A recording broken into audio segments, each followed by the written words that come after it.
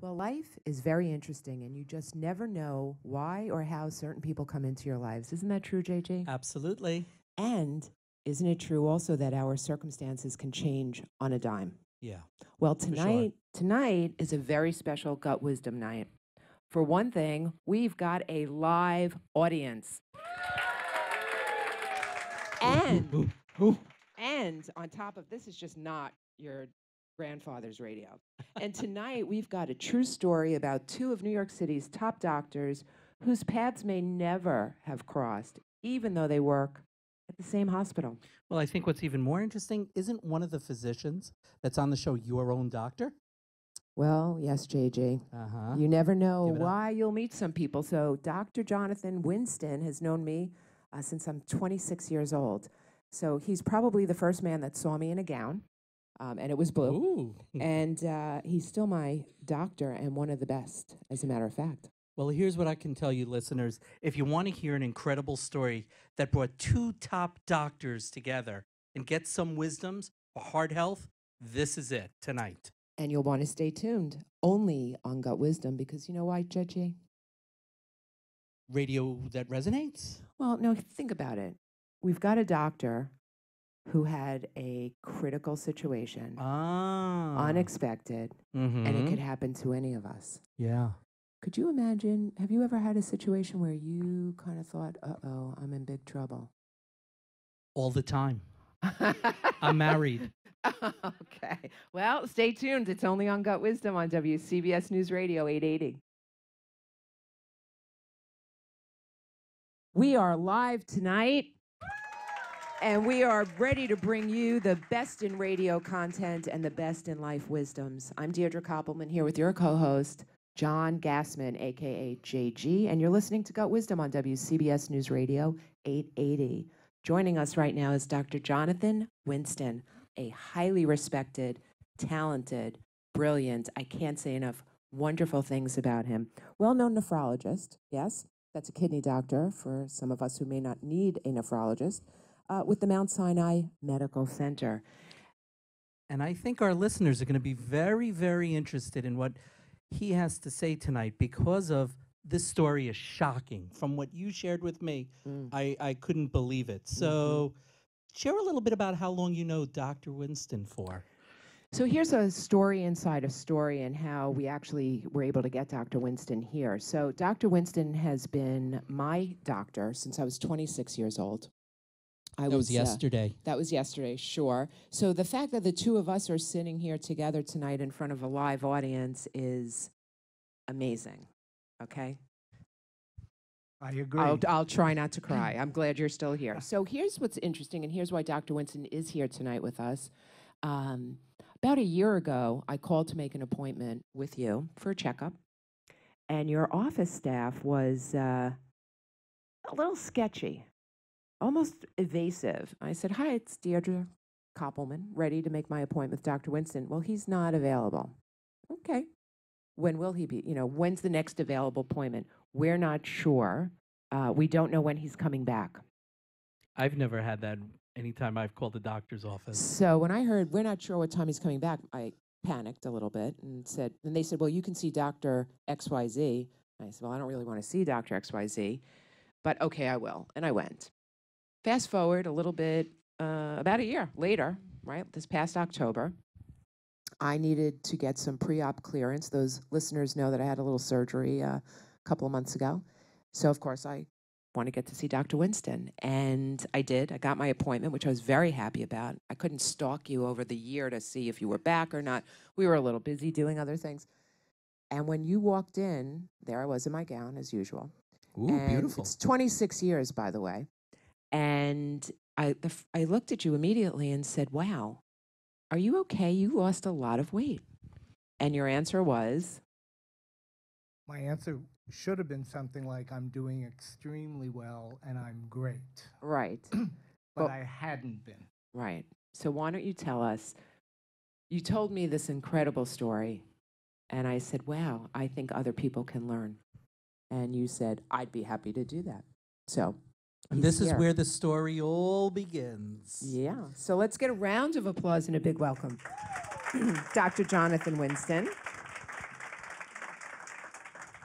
Well, thank you very much, and it really is a pleasure to be here, and I'm very grateful to be here, very grateful to the doctor who took care of me, who you'll hear from later. But I basically, in summary, developed heart disease, and the diagnosis came very suddenly, and I needed really major surgery. And it all happened for me very quickly. So weren't you actually supposed to have knee surgery? Correct. So for those of you not in the audience who are listening on the radio, I'm generally, or I like to think I'm physically fit. Right. I'm thin, I'm active, I'm athletic. I didn't take care of myself in terms of my diet. I ate a lot of red meat, steaks. I'm known to have high blood pressure and high cholesterol, which is treated. I had my bloods checked, but never was really very proactive about heart health. And I had developed some arthritic changes in my knees, and I was having trouble exercising. I was wearing a brace. I was getting a little deconditioned. And during that time, I began to get a little shortness of breath when I exerted myself.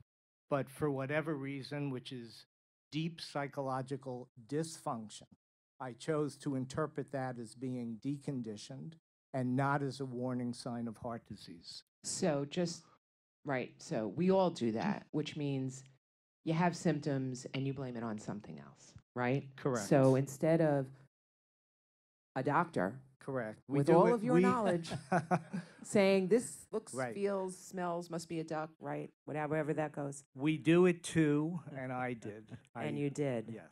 So off you went to have what kind of surgery? Knee I was going to surgery. have my knees replaced. I had bad arthritic changes in both knees, and they were going to do a bilateral knee replacement, and that's pretty big surgery. So we had routine heart testing pre-op, and long story short, I failed my stress test.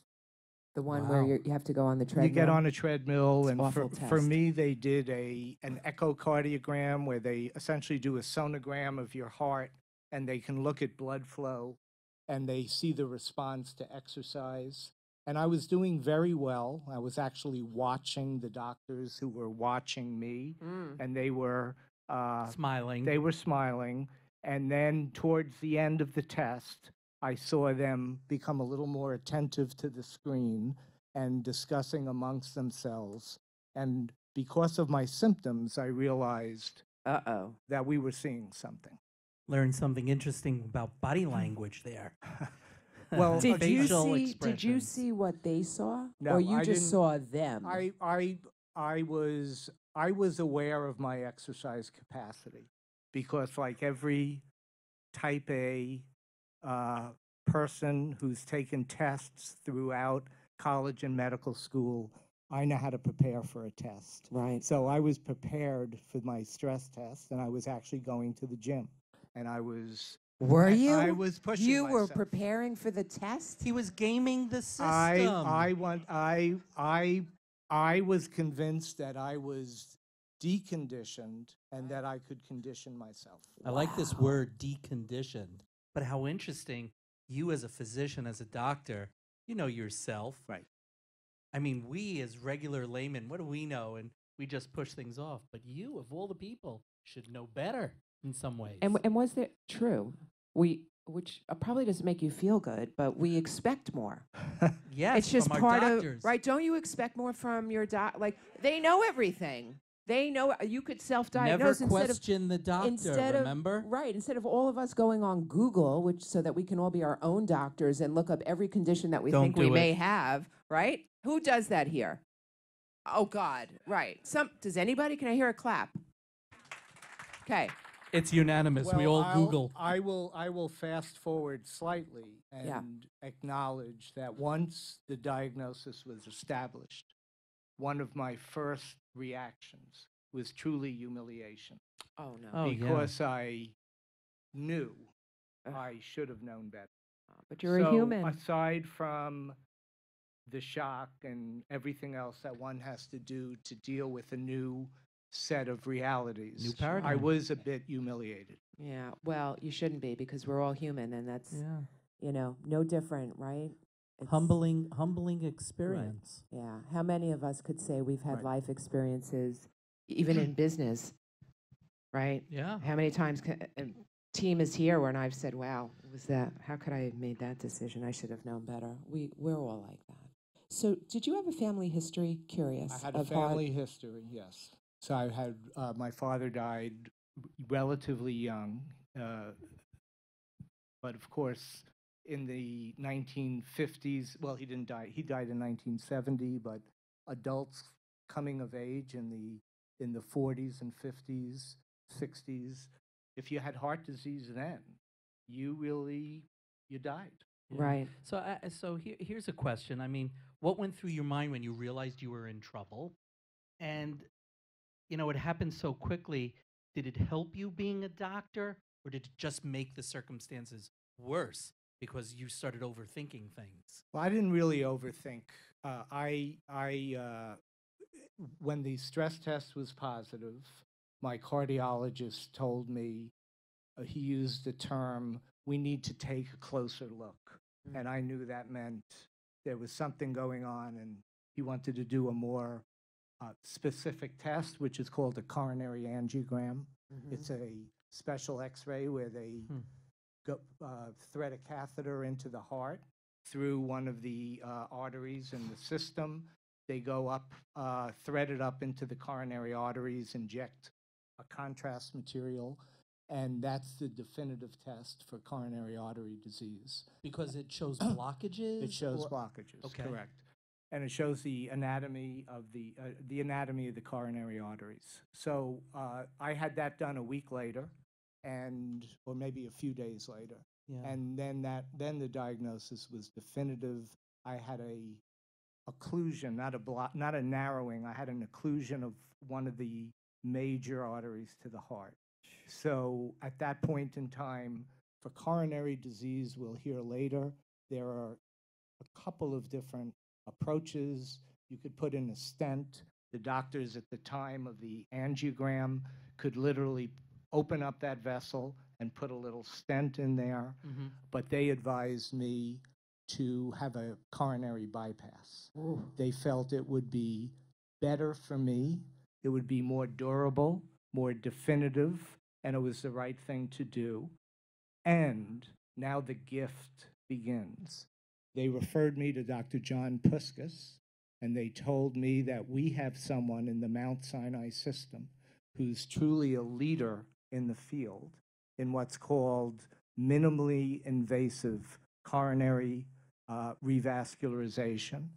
And they explained that I could get the benefits of open heart surgery with a minimally invasive approach. Wow. So get the benefits of the definitive surgery with the discomfort and morbidity of a minor surgery, which was, for me, that's actually how it did work out, an incredible blessing. Wow. So hold that, because coming up we're going to have Dr. Puskas joining us. So could we say that he saved your life? Oh, yes, we definitely can say Yes, that. we can. I just didn't want to say that if that wasn't true. But Dr. Puskas is joining us, and what a story! I'm putting myself in your shoes and thinking, Oh my God. I'm frightened. Yeah. I can't even imagine what that must have been like, but we're going to hear more. So coming up, as I said, we've got Dr. Puskas, who saved Dr. Winston's life. And listeners, listen up. As a GutWiZdom gift, if you email me at dk@GutWiZdom, GutwiZdom.com, we are going to send you our GutWiZdom Heart Healthy wiZdoms for 2018. Not while you're driving. There's no emailing, texting, or anything like that. Is there a note in there? Don't eat donuts? Well, so that's interesting, Because JG. we can use me as a reference. Well, what makes you think we're not going to use you? Oh. You do eat donuts. That's not heart healthy. But I gave up the red meat. Well, we're going to learn more about what we should and shouldn't do. But if you're interested in the GutWiZdom Heart Healthy wiZdoms, certainly number one will be lay Don't off eat the donuts. donuts. Okay. Stay tuned. You're coming back.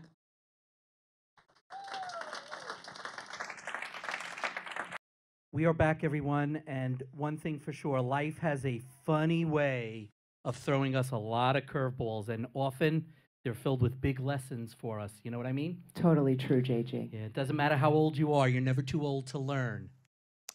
What do you Really? think?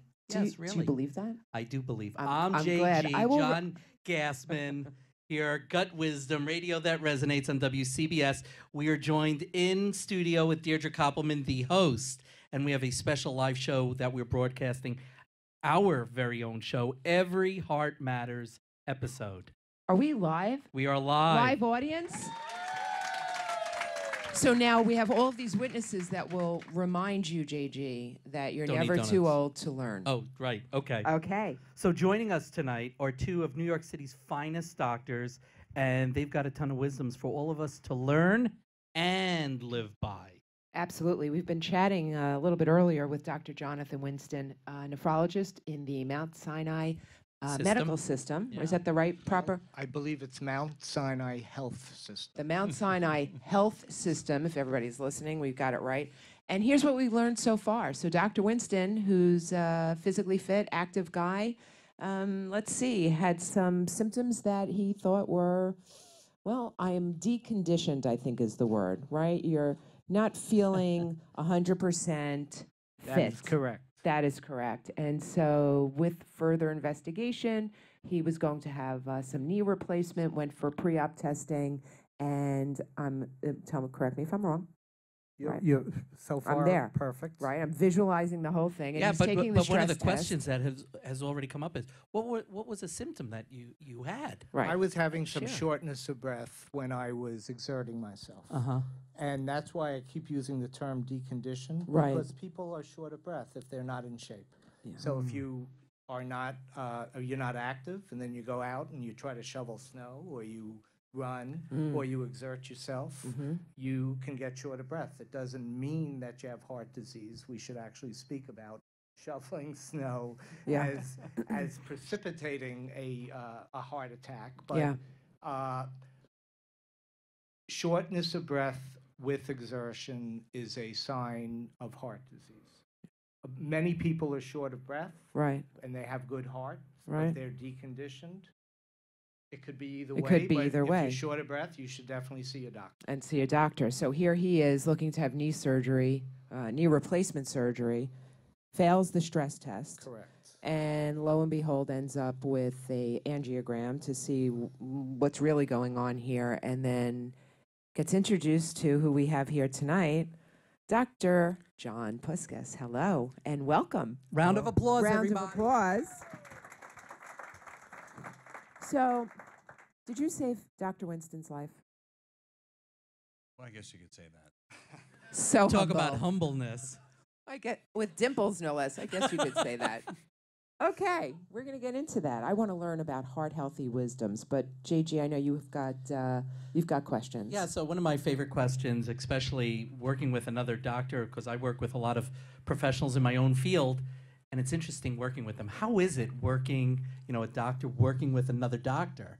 Is it the same as dealing with a layman, or is it challenging? Is it different? Do you treat them differently? Well, we certainly don't treat another physician differently, but it's a real pleasure and a real compliment to have a physician come to me for surgical care. It's really the highest compliment when a colleague, especially a Mount Sinai colleague, comes to me as a surgical patient. I'm truly honored.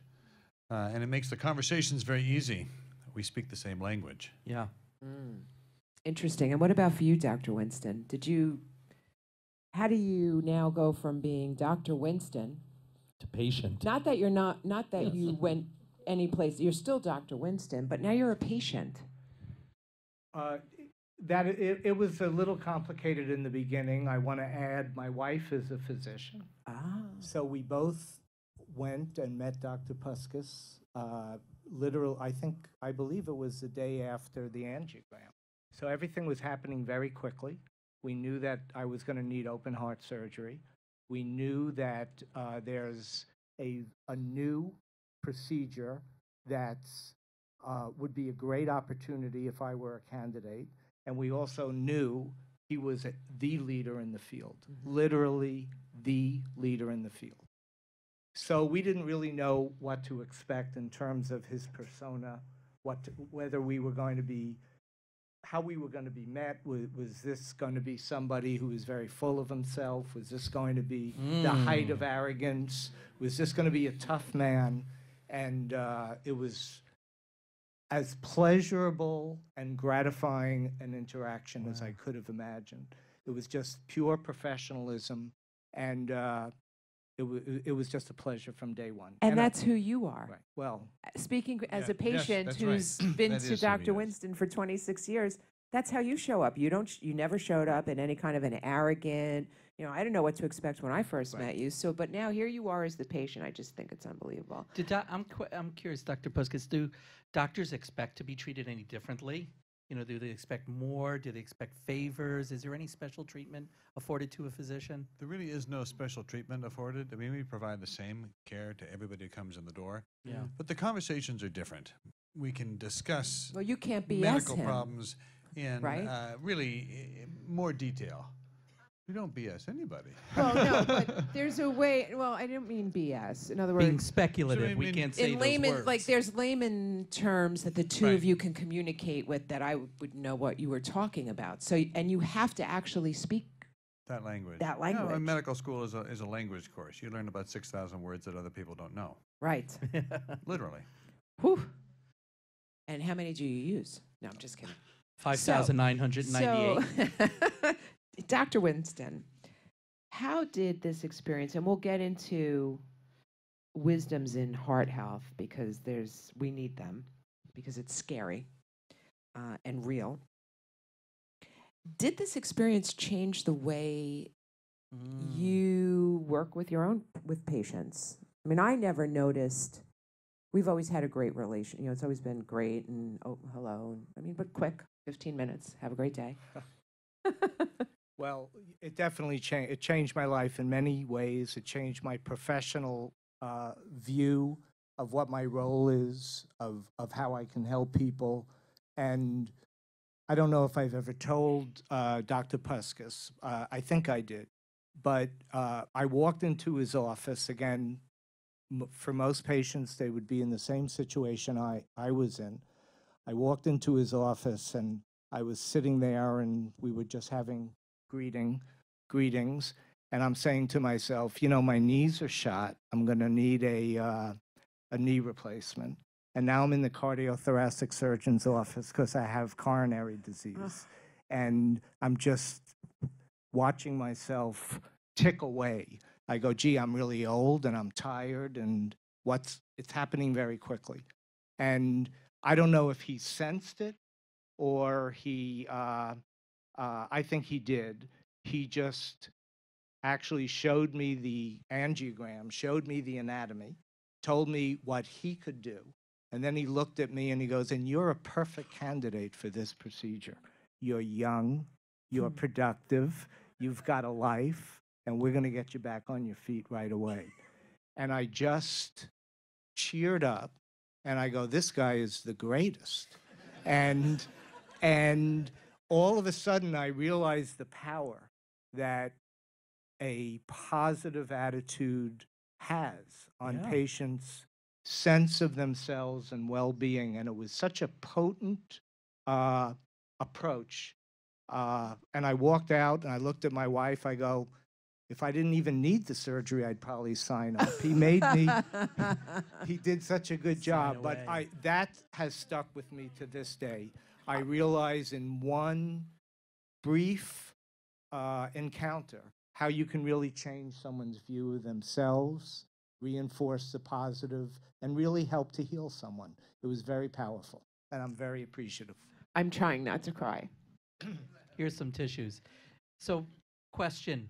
Obesity. We touched on it very briefly, Dr. Puskas. We've all heard that obesity is a factor that leads one to coronary heart disease.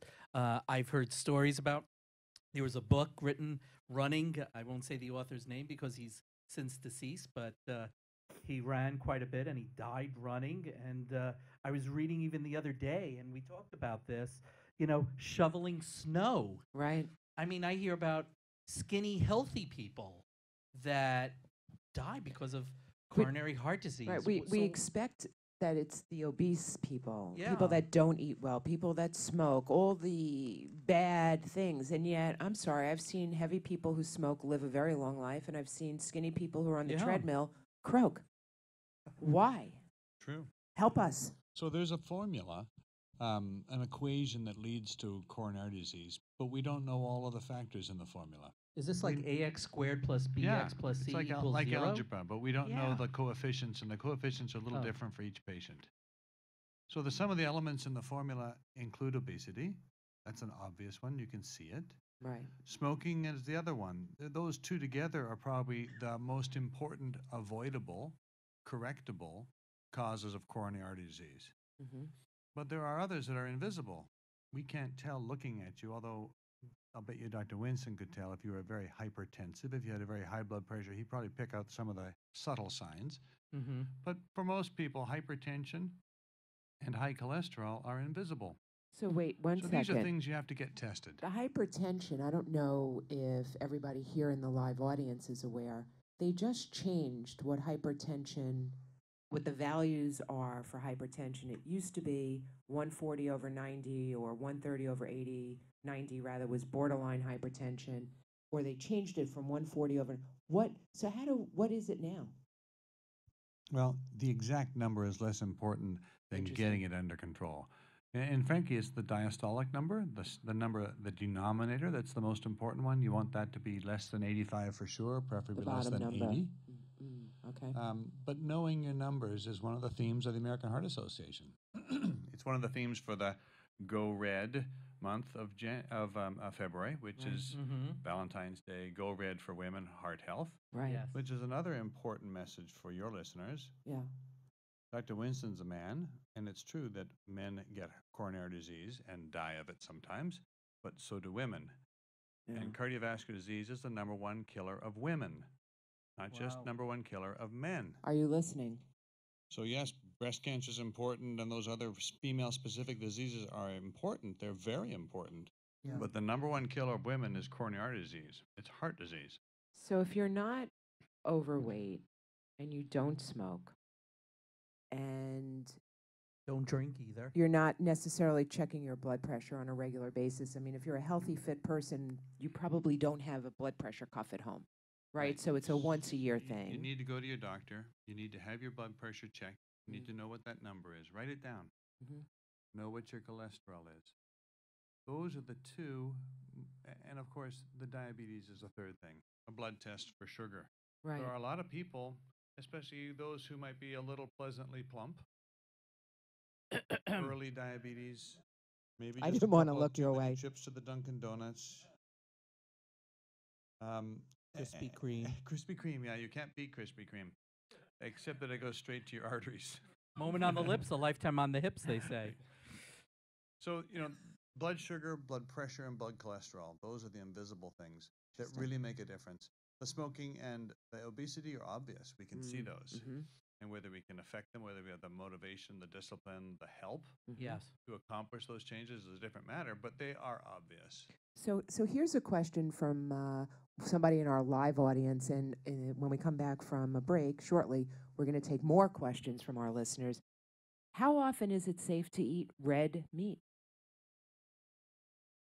You will get In your different- opinion. you'll get different answers from different people. Right. Right. I think there's a difference between red meat with a giant swath of fat in it Mm-hmm. Ah. and lean trimmed beef, or for that matter, buffalo. Mm. There's a big difference between deep fried chicken and a skinless grilled breast of chicken. Right. Oh. There's a big I difference like all the bad between, things. a lean beef and a McDonald's burger. The calorie Yes. counts are vastly different, and the Yeah. fat content is vastly And the different. sodium. Yes. I'm very big That's on. a big I'm like one. I keep So- checking sodium levels, and my guess is maybe that also has something. Well, maybe that raises blood pressure. I don't know. Mm. Yes. The nephrologist knows better than the The heart surgeon nephrologist knows the better. impact of sodium on blood pressure. All right. Well, when we come back, I'd like to talk about the operation. More heart healthy wisdoms. Listeners, if you're interested in getting the GutwiZdom Heart Healthy Wisdoms for 2018, please email me at dk@GutwiZdom, GUTWIZ WCBSDOM.com. And we're coming back with both doctors, Winston and Puskas. Stay tuned.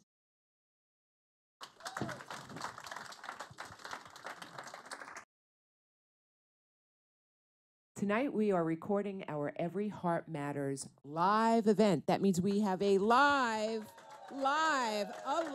audience here, and we have with us from the Mount Sinai Medical Center two doctors. Health system. Health system. Okay. Gotta get it right. I'll get it right one day. We have joining us Dr. Jonathan Winston, Dr. John Puskas. Of course, we have co-host John Gassman. And I'm the only non-John here. I'm Non-John. Deirdre Koppelman, host of GutwiZdom. That's what you're listening to. We want to give a warm welcome back to our esteemed guests, panel experts on heart health. So let's give them a warm welcome. So we have a lot of great questions, and it's been a fascinating story with a doctor who I have come to know over the last 26 years and was worried when he was not in the hospital last year when I was looking for him. But you're back. You had an event. You have a doctor here who saved your life. I'm grateful to you, Dr. Puskas, for doing that. I just want you to know. And I know that Dr. Winston, yes? I'm grateful too. And your wife is here. And your right? wife Let's is give a grateful special too, yes. shout out. Mrs. Dr. Winston, where are you? Sherry. Sharon, stand up. Let's give her a round of applause. So, what are some of the, and I think our listeners would be interested, what are some of the common myths, right? We know obesity, we know, that's not a myth, right? But what are those symptoms? We started to say before that there were 3 things that we should be mindful of in terms of heart health to hopefully prevent a coronary event in our lives. What were they?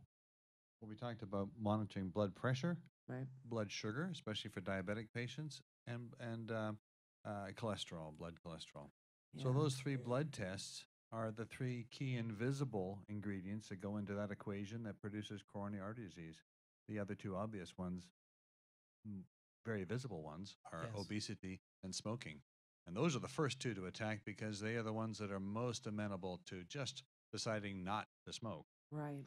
What about family history? So that's an invisible one too. We physicians, when we can't figure out why you have some problem, we say it's due to your genes. And sometimes we're telling the truth, but we don't know which times. Right. So you just added in there. What do you think? Yeah, I actually have a family history, and I'm sure it did play a role. But I also had and have high blood pressure, well controlled, and high cholesterol controlled, and I think the 3 of them together and just did its thing. So knowing what you know now, what would you tell your younger self?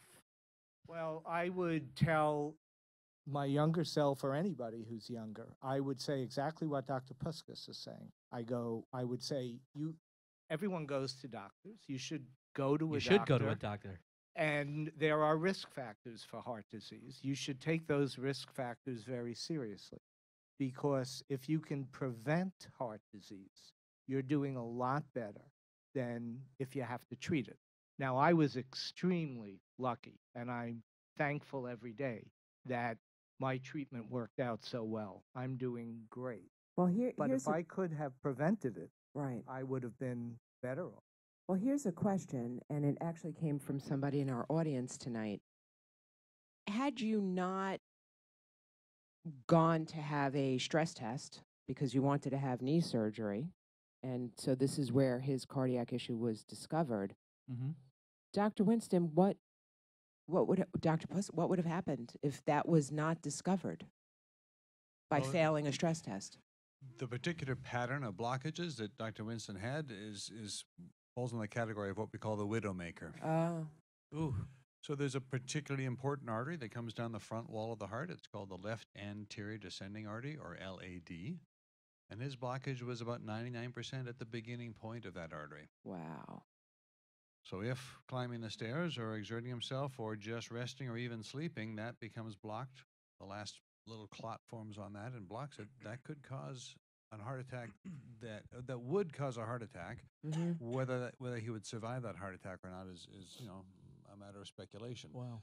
But it is a life-threatening kind of heart attack. Unbelievable. Take a deep breath, Dr. Winston. It's We very- are all here together, and boy, are we happy. It's very sobering news, and again, I'm. If you were to see me exercise now with a passion, with a mission, and to The have mission. been able to go from that situation to completely asymptomatic and just functioning physically at a very high level, what a gift, what a blessing. 100%. So as part of deconditioning, to be conditioned, you have to exercise. Well, it's a mission. I think it's Yeah. a decision. It's Yeah. a decision to say, I am worth taking care of myself. How lucky he is. He gets to exercise. Right. Gets to, So, not has to. if I may, I actually read a review in the Wall Street Journal. Mm. It was Please. written by an author named Alexander Lebrano. He writes about cooking, and he wrote about a vegan cookbook. And the reason I got so attracted is I read the review. The author of the book is, now I'm from Brooklyn, so this may not come out. Yeah. right. Brooklyn. The chef is Jean-Christian Jury, and he's a very well-known chef Mhm. who had 2 heart attacks. Oh. And he clearly embraced food, and he turned vegan, and now he has a vegan cookbook. And he said after his second heart attack, his doctors told him, human beings have 2 lives. The second one begins the day you realize you only have one left. And that was my story, and I think it's other people's story. Whoa, is that a wisdom? So it's really what we're talking about in terms of heart-healthy diet and being proactive and taking care of yourself is really taking these things seriously and realizing that we're not invulnerable. We may be feeling good, we may look good, we may be exercising a lot, but there are numbers that count: blood pressure, age, cholesterol. And if you have these risk factors, you have the opportunity to really manage them. And you just have to take it seriously and be an adult about it. Unlike me, but Or you me learn. or many others. I mean, I'm not an adult about a lot of things about my health, which, we'll talk about on another show. Dr. Winston.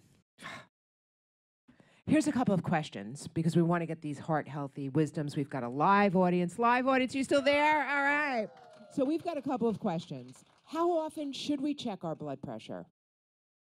Raj wants to know, but I bet you there's more like us. How often should we be checking it? If you have normal blood pressure, never have had a blood pressure problem, you may not need to check it very often, but that's not many of us. Right. If you have high blood pressure, you should get it managed medically and through exercise and lifestyle modification and monitor the success of that program. That's the key. It's monitored. The point of making those changes is to see a fall, a drop in the blood pressure, and then to maintain that drop in blood pressure. Right. So don't So just you've take the gotta be pill and think checking it works. You've got to be checking your Yeah. blood pressure. Right. What about people that are like desk workers? We sit behind a desk all day. I know a lot of friends of mine, we're traders. We're in front of screens. We don't get up. We don't even take lunch hour. Sedentary lifestyle is one of the risk factors Sedentary for lifestyle. coronary disease. So, you've got to find a way to add regular exercise to your week, to your day. And maybe that's getting off the subway 2 stops earlier and walking. Maybe it's not. Maybe it's just walking the whole way.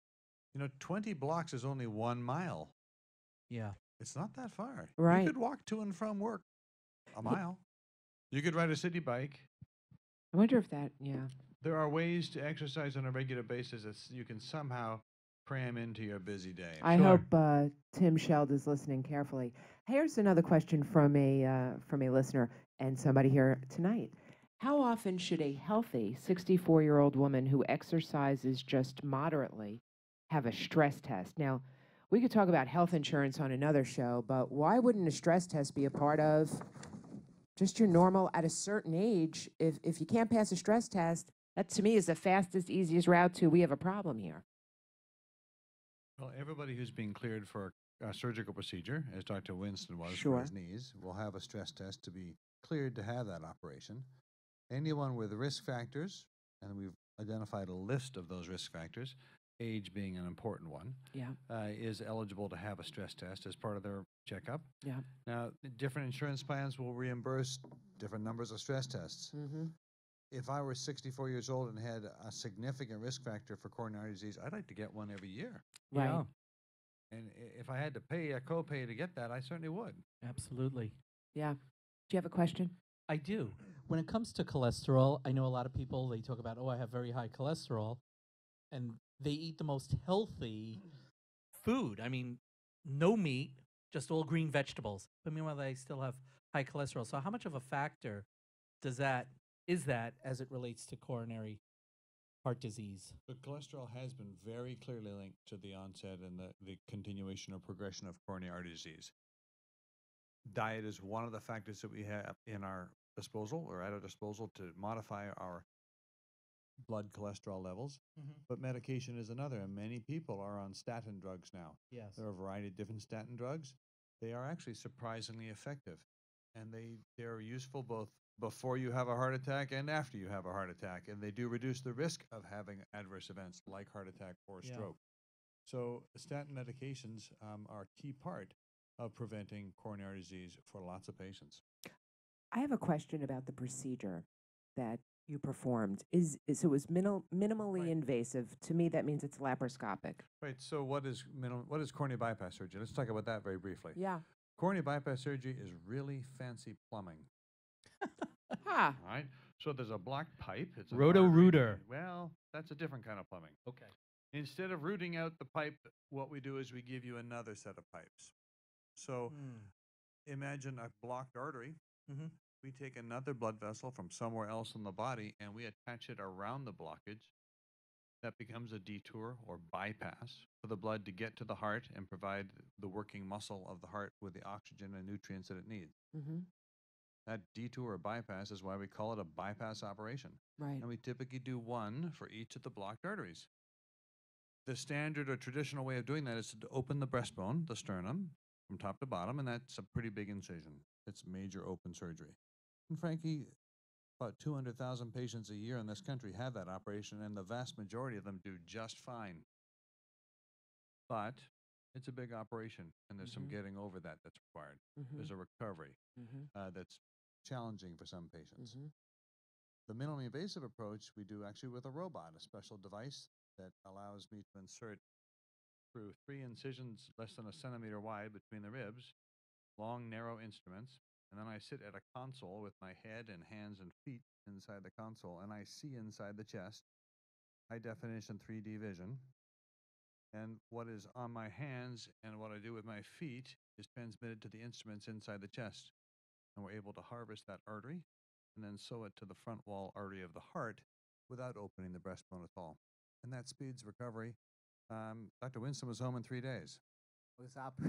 I was operated on a Wednesday. I was home on a Saturday. Amazing. So here's what we have to do because we are out of time. However, we are going to have more wisdoms. We'll have to write a blog together so that we can share it with listeners. We can put it on the GutwiZdom website. Doctors Jonathan Winston and John Puskas, cannot thank you both enough for being here, for sharing the story. I know we have more questions. Our live audience we're going to be able to ask a few more questions. I'm sure we just won't tape it. Thank you. You've been listening to GutwiZdom on WCBS Newsradio 880. Thank you, WCBS. We love you. And our listeners, thank you. Have a great Saturday night.